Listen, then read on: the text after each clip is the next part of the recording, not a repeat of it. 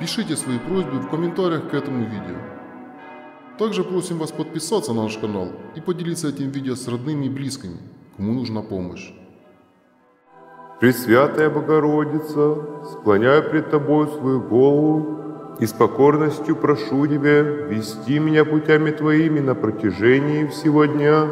Пусть милость Твоя пребудет со мною, и пусть сила Твоя меня направляет во всех делах моих и помышлениях.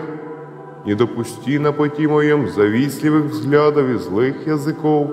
Пусть обходят десятыми дорогами меня враги, чтобы вреда они не принесли мне. Верю, что Ты проведешь меня и укроешь от всего плохого, ибо имя Твое на устах моих, и днем, и ночью, и во веки веков. Аминь.